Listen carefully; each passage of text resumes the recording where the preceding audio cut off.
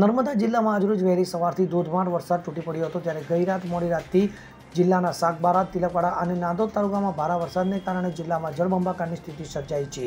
જિલ્લામાં 5 તાલુકામાં ધોધમાર વરસાદ વરસ્યો છે, જેમાં સૌથી વધુ વરસાદ સાગબારા તાલુકામાં 129 મીમી નોંધાયો હતો, તો ડેડિયાપાડા તાલુકામાં 59 મીમી વરસાદ નોંધાયો હતો, જ્યારે રાજપીપળા તાલુકામાં સવારે 6 થી 8 વાગ્યા સુધી જિલ્લામાં 1.5 ઇંચ વરસાદ ખાબક્યો હતો।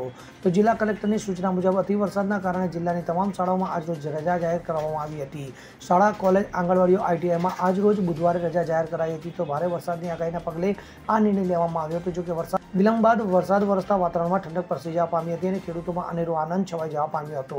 તો આ ભારે વરસાદને લઈને ખેતીના પાકને ફાયદો થયો હતો, જ્યારે રાજપીપળા શહેરમાં સ્ટેશન રોડ, દરબાર રોડ, કાછિયાવાડ વિસ્તારોમાં તથા નીચાણવાળા વિસ્તારોમાં પાણી ભરાયા હતા, જેના કારણે રાહદારીઓને મુશ્કેલીનો સામનો કરવાનો વારો આવ્યો હતો। તો ડેડિયાપાડા અને સાગબારા તાલુકાના ઉપરવાસમાં ભારે વરસાદની આવક કરજણ ડેમમાં પાણી છોડવાની ફરજ પડી હતી, જે અનુસંધાને સવારે 10 કલાકે કરજણ ડેમમાંથી 32,000 ક્યુસેક જેટલું પાણી છોડવામાં આવ્યું હતું। આ ઉપરાંત શેલંબા અને ભાદોડ ગામ વચ્ચે રસ્તા પર પાણી ફરી વળ્યા હતા। તો જિલ્લાના વિવિધ ડેમોની વધતી જતી સપાટી સામે તંત્ર એલર્ટ થયું છે, ત્યારે નર્મદા ડેમની સપાટી 121.43 મીટરે પહોંચી હતી, તો કરજણ ડેમની સપાટી 106.73 મીટર, સાગબારા તાલુકાના 2 ડેમો નાના કાકડી આબા ડેમ 182.50 મીટર, ચોપડાભાવ ડેમની સપાટી 181.50 મીટરે પહોંચી હતી। નર્મદા નદીનું ગુરગેશ્વર પાસેનું ગેજ લેવલ 15.30 મીટર નોંધાયું છે। તો ગુજરાતની સરદાર સરોવરમાં હાલમાં 11,83,724 MCFT એટલે કે કુલ સંગ્રહ શક્તિના 55% જેટલો જળ સંગ્રહ થયો છે।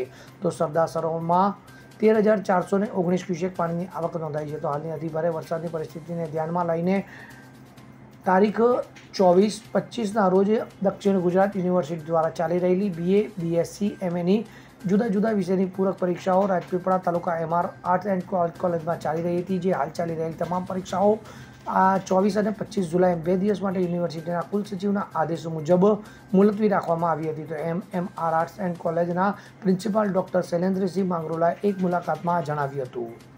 દીપક જગતાપ સાથે CN24 ન્યૂઝ, રાજપીપળા।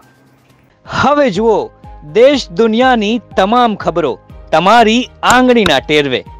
ઉઠાવો મોબાઈલ અને Google Play Store પરથી ડાઉનલોડ કરો અમારી CN24 ન્યૂઝ મોબાઈલ એપ।